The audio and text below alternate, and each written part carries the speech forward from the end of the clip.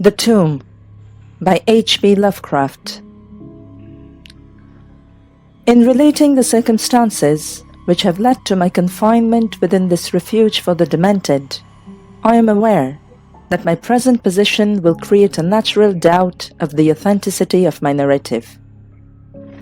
It is an unfortunate fact that the bulk of humanity is too limited in its mental vision to weigh with patience and intelligence those isolated phenomena, seen and felt only by a psychologically sensitive few, which lie outside its common experience. Men of broader intellect know that there is no sharp distinction between the real and the unreal, that all things appear as they do only by virtue of the delicate individual physical and mental media through which we are made conscious of them. But the prosaic materialism of the majority condemns as madness the flashes of supersight which penetrate the common veil of obvious empiricism. My name is Jervas Dudley, and from earliest childhood I've been a dreamer and a visionary. Wealthy beyond the necessity of a commercial life, and temperamentally unfitted for the formal studies and social recreations of my acquaintances, I have dwelt ever in realms apart from the visible world, spending my youth and adolescence in ancient and little-known books, and in roaming the fields and groves of the region near my ancestral home. I do not think that what I read in these books or saw in these fields and groves was exactly what other boys read and saw there. But of this I must say little, since detailed speech would but confirm those cruel slanders upon my intellect which I sometimes overhear from the whispers of the stealthy attendants around me. It is sufficient for me to relate events without analyzing causes. I have said that I dwelt apart from the visible world, but I have not said that I dwelt alone. This no human creature may do, for lacking the fellowship of the living, he inevitably draws upon the companionship of things that are not or are no longer living. Close by my home there lies a singular wooded hollow, in whose twilight deeps I spent most of my time, reading, thinking, and dreaming. Down its moss-covered slopes my first steps of infancy were taken, and around its grotesquely gnarled oak trees my first fancies of boyhood were woven. Well did I come to know the presiding dryads of those trees, and often have I watched their wild dances in the struggling beams of a waning moon. But of these things I must not now speak. I will tell only of the lone tomb in the darkest of the hillside thickets, the deserted tomb of the Hydes, an old and exalted family whose last direct descendant had been laid within its black recesses many decades before my birth. The vault to which I refer is of ancient granite, weathered and discolored by the mists and dampness of generations. Excavated back into the hillside, the structure is visible only at the entrance. The door, a ponderous and forbidding slab of stone, hangs upon rusted iron hinges, and is fastened ajar in a queer, sinister way by means of heavy iron chains and padlocks, according to a gruesome fashion of half a century ago. The abode of the race whose scions are here inurned had once crowned the declivity which holds the tomb, but had long since fallen victim to the flames which sprang up from a disastrous stroke of lightning. Of the midnight storm which destroyed this gloomy mansion, the older inhabitants of the region sometimes speak in hushed and uneasy voices, alluding to what they call divine wrath in a manner that in later years vaguely increased the always strong fascination which I felt for the forest-darkened sepulchre. One man only had perished in the fire. When the last of the Hydes was buried in this place of shade and stillness, the sad urnful of ashes had come from a distant land, to which the family had repaired when the mansion burned down. No one remains to lay flowers before the granite portal, and few care to brave the depressing shadows which seem to linger strangely about the water-worn stones. I shall never forget the afternoon when I first stumbled upon the half-hidden house of death. It was in midsummer, when the alchemy of nature transmutes the sylvan landscape to one vivid and almost homogeneous mass of green. When the senses are well-nigh intoxicated with the surging seas of moist verdure and the subtly indefinable odors of the soil and the vegetation. In such surroundings, the mind loses its perspective. Time and space become trivial and unreal, and echoes of a forgotten prehistoric past beat insistently upon the enthralled consciousness. All day I had been wandering through the mystic groves of the hollow, thinking thoughts I need not discuss, and conversing with things I need not name. In years of a child of 10, I had seen and heard many wonders unknown to the throng, and was oddly aged in certain respects. When, upon forcing my way between two savage clumps of briars, I suddenly encountered the entrance of the vault, I had no knowledge of what I had discovered. The dark blocks of granite, the door so curiously ajar, and the funeral carvings above the arch aroused in me no associations of mournful or terrible character. Of graves and tombs I knew and imagined much, but had on account of my peculiar temperament been kept from all personal contact with churchyards and cemeteries. The strange stone house on the woodland slope was to me only a source of interest and speculation, and its cold, damp interior, into which I vainly peered through the aperture so tantalizingly left, contained for me no hint of death or decay. But in that instant of curiosity was born the madly unreasoning desire which was brought me to this hell of confinement.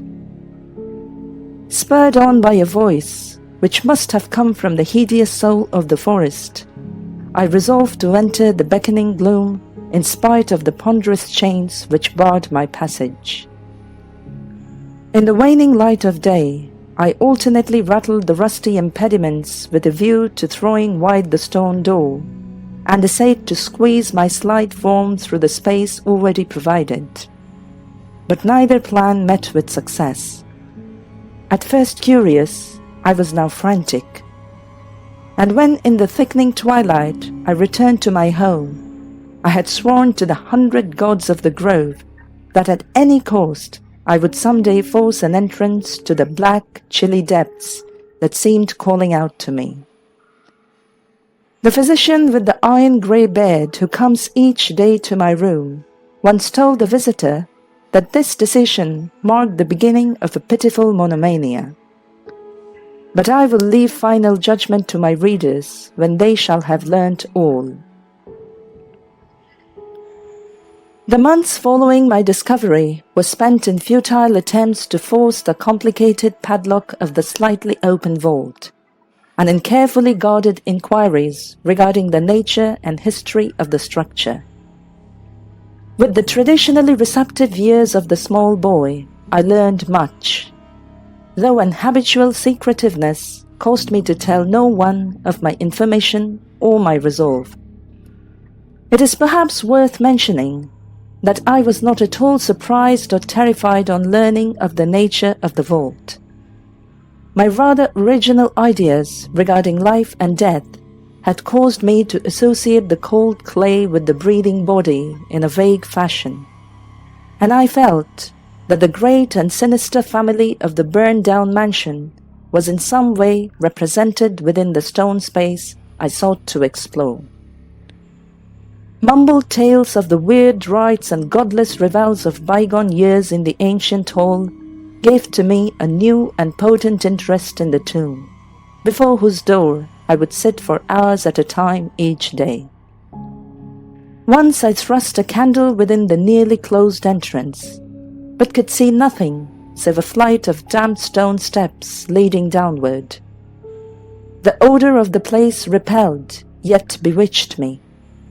I felt I had known it before, in a past remote beyond all recollection, beyond even my tenancy of the body I now possess. The year after I first beheld the tomb, I stumbled upon a worm-eaten translation of Plutarch's Lives in the book-filled attic of my home. Reading the life of Theseus, I was much impressed by that passage telling of the great stone beneath which the boyish hero was to find his tokens of destiny whenever he should become old enough to lift its enormous weight. This legend had the effect of dispelling my keenest impatience to enter the vault, for it made me feel that the time was not yet ripe. Later, I told myself, I should grow to a strength and ingenuity which might enable me to unfasten the heavily chained door with ease. But until then, I would do better by conforming to what seemed the will of fate. Accordingly, my watches by the dank portal became less persistent, and much of my time was spent in other, though equally strange pursuits. I would sometimes rise very quietly in the night, stealing out to walk in those churchyards and places of burial from which I had been kept by my parents. What I did there I may not say, for I am not now sure of the reality of certain things. But I know that on the day after such a nocturnal ramble, I would often astonish those about me with my knowledge of topics almost forgotten for many generations. It was after a night like this that I shocked the community with a queer conceit about the burial of the rich and celebrated Squire Brewster, a maker of local history who was interred in 1711, and whose slate headstone, bearing a graven skull and crossbones, was slowly crumbling to powder. In a moment of childish imagination, I vowed not only that the undertaker, Goodman Simpson, had stolen the silver-buckled shoes, silken hose, and satin small clothes of the deceased before burial, but that the squire himself, not fully inanimate, had turned twice in his mound-covered coffin on the day after interment. But the idea of entering the tomb never left my thoughts. Being indeed stimulated by the unexpected genealogical discovery that my own maternal ancestry possessed at least a slight link with the supposedly extinct family of the Hydes. Last of my paternal race, I was likewise the last of this older and more mysterious line. I began to feel that the tomb was mine, and to look forward with hot eagerness to the time when I might pass within that stone door and down those slimy stone steps in the dark. I now formed the habit of listening very intently at the slightly open portal, choosing my favorite hours of midnight stillness for the odd vigil. By the time I came of age, I had made a small clearing in the thicket before the mold-stained facade of the hillside, allowing the surrounding vegetation to encircle and overhang the space like the walls and roof of a sylvan bower. This bower was my temple, the fastened door my shrine, and here I would lie outstretched on the mossy ground, thinking strange thoughts and dreaming strange dreams. The night of the first revelation was a sultry one. I must have fallen asleep from fatigue, for it was with a distinct sense of awakening that I heard the voices. Of those tones and accents I hesitate to speak. Of their quality I will not speak. But I may say that they presented certain uncanny differences in vocabulary, pronunciation, and mode of utterance. Every shade of New England dialect, from the uncouth syllables of the Puritan colonists to the precise rhetoric of 50 years ago, seemed represented in that shadowy colloquy, though it was only later that I noticed the fact. At the time, indeed, my attention was distracted from this matter by another phenomenon. A phenomenon so fleeting that I could not take oath upon its reality. I barely fancied that as I awoke, a light had been hurriedly extinguished within the sunken sepulchre. I do not think I was either astounded or panic-stricken, but I know I was greatly and permanently changed that night.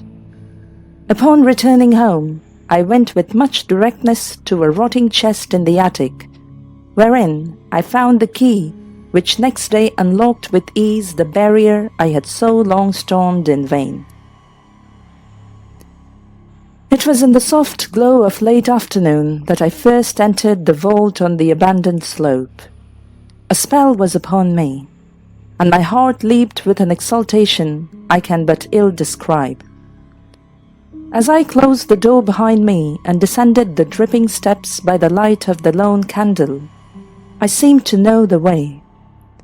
And though the candle sputtered with the stifling reek of the place, I felt singularly at home in the musty charnel house air. Looking about me, I beheld many marble slabs bearing coffins, or the remains of coffins.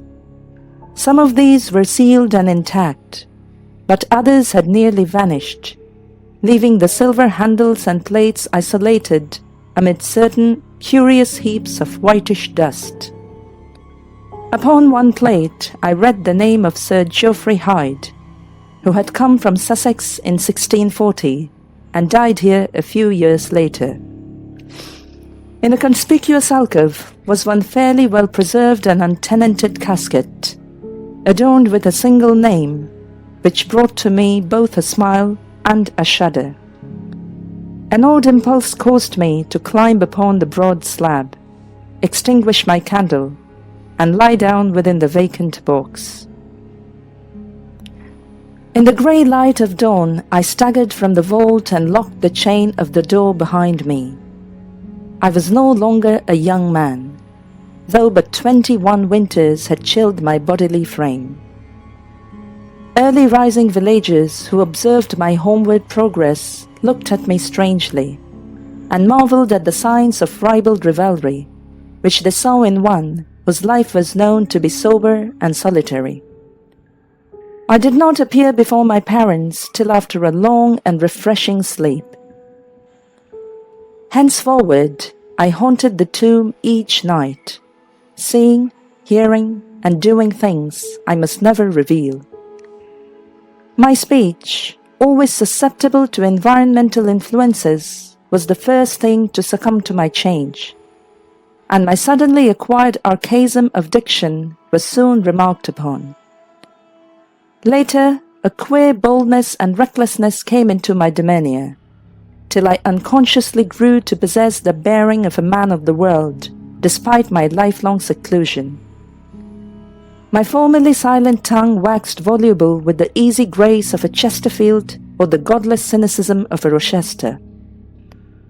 I displayed a peculiar erudition, utterly unlike the fantastic, monkish low over which I had pored in youth, and covered the fly-leaves of my books with facile impromptu epigrams, which brought up suggestions of Gray, Prior, and the sprightliest of the Augustan wits and rhymesters. One morning at breakfast, I came close to disaster by declaiming in palpably liquorish accents an effusion of 18th century bacchanalian mirth, a bit of Gregorian playfulness never recorded in a book, which ran something like this. Come hither, my lads, with your tankards of ale, and drink to the present before it shall fail. Pile each of your platter a mountain of beef, for it's eating and drinking that bring us relief. So fill up your glass, for life will soon pass. When you're dead, you'll never drink to your king or your lass. Anacreon had a red nose, so they say. But what's a red nose if you're happy and gay? Gad split me, I'd rather be red whilst I'm here, than white as a lily, and dead half a year. So Betty, my miss, come give me a kiss. In hell there is no innkeeper's daughter like this. Young Harry, propped up just as straight as he is able, will soon lose his wig and slip under the table. But fill up your goblets and pass them around, better under the table than under the ground. So revel and chaff, as ye thirstily quaff. Under 6 feet of dirt, it's less easy to laugh. The fiend strike me blue, I'm scarce able to walk, and damn me if I can stand upright or talk. Here, landlord, bid Betty to summon a chair. I'll try home for a while, for my wife is not there. So lend me a hand, I'm not able to stand, but I'm gay whilst I linger on top of the land. About this time, I conceived my present fear of fire and thunderstorms.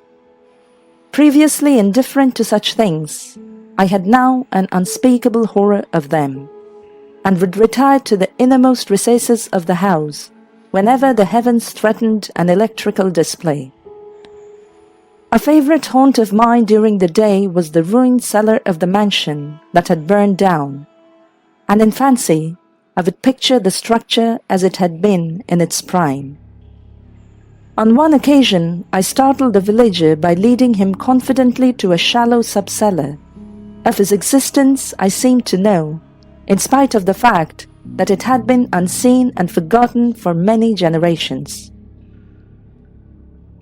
At least came that which I had long feared. My parents, alarmed at the altered manner and appearance of their only son, commenced to exert over my movements a kindly espionage which I threatened to result in disaster. I had told no one of my visits to the tomb, having guarded my secret purpose with religious zeal since childhood, but now I was forced to exercise care in threading the mazes of the wooded hollow, that I might throw off a possible pursuer. My key to the vault I kept suspended from a cord about my neck, its presence known only to me. I have never carried out of the sepulchre any of the things I came upon whilst within its walls. One morning, as I emerged from the damp tomb and fastened the chain of the portal with none too steady hand, I beheld in an adjacent thicket the dreaded face of a watcher. Surely the end was near, for my bower was discovered, and the objective of my nocturnal journeys revealed.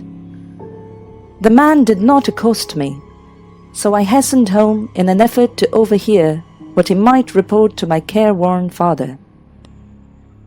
Were my sojourns beneath the chained roof about to be proclaimed to the world? Imagine my delighted astonishment on hearing the spy inform my parent in a cautious whisper that I had spent the night in the bower outside the tomb. My sleep-filmed eyes fixed upon the crevice where the padlocked portal stood ajar. By what miracle had the watcher been thus deluded? I was now convinced that a supernatural agency protected me. Made bold by this heaven-sent circumstance, I began to resume perfect openness in going to the vault, confident that no one could witness my entrance. For a week I tested to the full the joys of the charnel conviviality which I must not describe, when the thing happened, and I was borne away to this accursed abode of sorrow and monotony. I should not have ventured out that night, for the taint of thunder was in the clouds, and a hellish phosphorescence rose from the rank swamp at the bottom of the hollow. The call of the dead, too, was different. Instead of the hillside tomb, it was the charred cellar on the crest of the slope, whose presiding daemon beckoned to me with unseen fingers. As I emerged from an intervening grove upon the plain before the ruin, I beheld in the misty moonlight a thing I had always vaguely expected. The mansion, gone for a century, once more reared its stately height to the ruptured vision. every window ablaze with the splendor of many candles. Up the long drive rolled the coaches of the Boston gentry, whilst on foot came a numerous assemblage of powdered exquisites from the neighbouring mansions. With this throng I mingled, though I knew I belonged with the hosts rather than with the guests. Inside the hall were music, laughter, and wine on every hand. Several faces I recognized, though I should have known them better had they been shriveled or eaten away by death and decomposition. Amidst a wild and reckless throng, I was the wildest and most abandoned. Gay blasphemy poured in torrents from my lips, and in my shocking sallies I heeded no law of God, man, or nature. Suddenly, a peal of thunder, resonant even above the din of the Swedish revelry, clave the very roof and laid a hush of fear upon the boisterous company. Red tongues of flame and searing gusts of heat engulfed the house, and the roisterers, struck with terror at the descent of a calamity which seemed to transcend the bounds of unguided nature, fled shrieking into the night. I alone remained, riveted to my seat by a grovelling fear which I had never felt before. And then a second horror took possession of my soul. Burnt alive to ashes, my body dispersed by the four winds, I might never lie in the tomb of the Hydes. Was not my coffin prepared for me? Had I not a right to rest till eternity amongst the descendants of Sir Geoffrey Hyde? I would claim my heritage of death, even though my soul go seeking through the ages for another corporeal tenement to represent it on that vacant slab in the alcove of the vault. Jervas Hyde should never share the sad fate of Palinurus. As the phantom of the burning house faded, I found myself screaming and struggling madly in the arms of two men, one of whom was the spy who had followed me to the tomb. Rain was pouring down in torrents, and upon the southern horizon were flashes of the lightning that had so lately passed over our heads. My father, his face lined with sorrow, stood by, as I shouted my demands to be laid within the tomb, frequently admonishing my captors to treat me as gently as they could. A blackened circle on the floor of the ruined cellar told of a violent stroke from the heavens, and from this spot a group of curious villagers with lanterns were prying a small box of antique workmanship which the thunderbolt had brought to light. Seizing my futile and now objectless writhing, I watched the spectators as they viewed the treasure trove, and was permitted to share in their discoveries. The box, whose fastenings were broken by the stroke which had unearthed it, contained many papers and objects of value. But I had eyes for one thing alone. It was the porcelain miniature of a young man in a smartly curled bag wig, and bore the initials J.H. The face was such that as I gazed, I might well have been studying my mirror. On the following day I was brought to this room with the barred windows, but I have been kept informed of certain things through an aged and simple-minded servitor, for whom I bore a fondness in infancy, and who, like me, loves the churchyard. What I have dared relate of my experiences within the vault has brought me only pitying smiles. My father, who visits me frequently, declares that at no time did I pass the chained portal, and swears that the rusted padlock had not been touched for 50 years when he examined it. He even says that all the village knew of my journeys to the tomb, and that I was often watched as I slept in the bower outside the grim facade, my half-open eyes fixed on the crevice that leads to the interior. Against these assertions, I have no tangible proof to offer, since my key to the padlock was lost in the struggle on that night of horrors. The strange things of the past, which I learned during those nocturnal meetings with the dead, he dismisses as the fruits of my lifelong and omnivorous browsing amongst the ancient volumes of the family library. Had it not been for my old servant Hiram, I should have by this time become quite convinced of my madness. But Hiram, loyal to the last, has held faith in me, and has done that which impels me to make public at least a part of my story. A week ago he burst open the lock which chained the door of the tomb perpetually ajar, and descended with a lantern into the murky depths. On a slab in an alcove he found an old but empty coffin, whose tarnished plate bears the single word, Jervas. In that coffin and in that vault they have promised me I shall be buried. The end.